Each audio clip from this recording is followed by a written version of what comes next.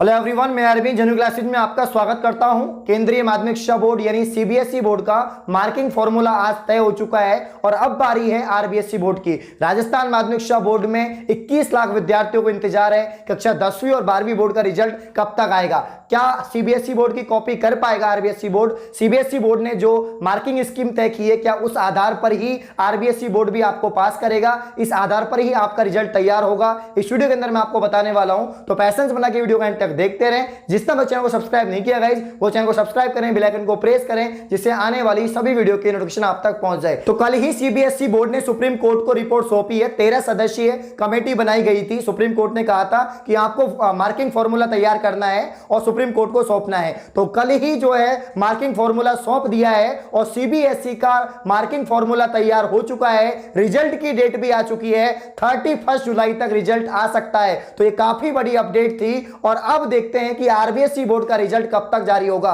क्योंकि राजस्थान प्रदेश में लगभग 21 लाख विद्यार्थियों को इंतजार है कक्षा 10वीं 12वीं बोर्ड रिजल्ट का। तो यहां पर इंतजार कर रहे थे आरबीएसई बोर्ड वाले, राजस्थान सरकार यहां पर इंतजार कर रही थी कि सीबीएसई बोर्ड क्या निर्णय लेती है, क्या उनका मार्किंग फॉर्मूला होता है और उसी आधार पर हम अपने आरबीएसई बोर्ड में भी अप्लाई करेंगे। लेकिन यहां पर दोनों में काफी सारा डिफरेंस है। अगर हम सीबीएसई बोर्ड की बात करें तो सबसे पहले मैं आपको सीबीएसई बोर्ड का मार्किंग फॉर्मूला बताने वाला हूं। तो वहां पर सीबीएसई बोर्ड ने क्या डिसाइड किया है, आपका जो कक्षा 12वीं का रिजल्ट है वो किस आधार पर बनेगा। तो सीबीएसई बोर्ड क्लास 12th का रिजल्ट बनेगा, 10th क्लास का 30% वेटेज लिया जाएगा, वो भी 3 मेन सब्जेक्ट के अंदर सर्वाधिक नंबर है उनका वेटेज लिया जाएगा 30%। 11th क्लास की 5 सब्जेक्ट का वेटेज लिया जाएगा 30%। और इसके अलावा जो 12th क्लास में आपके प्री बोर्ड हुए हैं, जो प्रैक्टिकल में नंबर आए हैं, उसका वेटेज लिया जाएगा 40%। तो यहां पर 30 30 और 40 का रेशियो होने वाला है। क्लास 10th का 30%, क्लास 11th का 30% और क्लास 12th का 40% वेटेज रहेगा।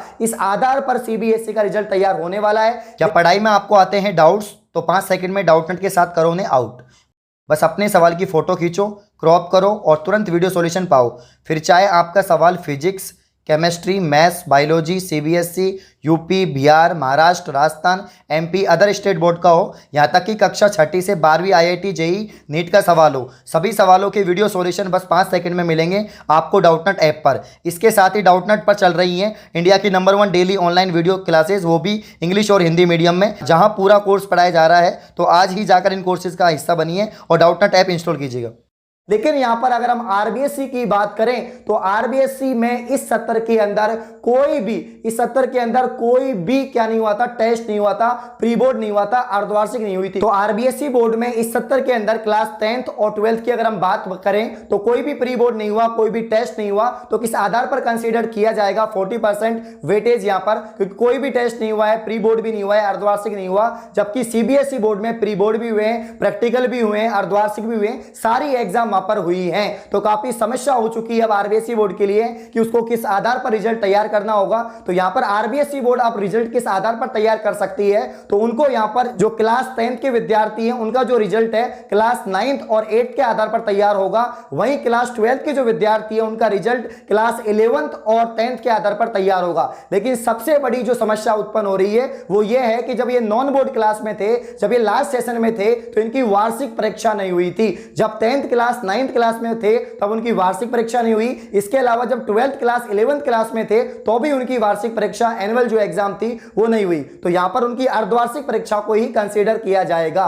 तो सीबीएसई की बिल्कुल कॉपी नहीं कर सकता आरबीएसई को अपना ही एक मार्किंग फॉर्मूला तैयार करना होगा और उसी आधार पर रिजल्ट भी तैयार करना होगा। तो आरबीएसई बोर्ड को भी जल्द ही कमेटी बनानी होगी। कमेटी तो बन चुकी है, कुछ दिनों पहले ही शिक्षा मंत्री का बयान सामने आया था कि हमने कमेटी बना दी है, वो जो है मार्किंग फॉर्मूला तैयार करेगी और उसी के आधार पर आपका रिजल्ट तैयार होगा।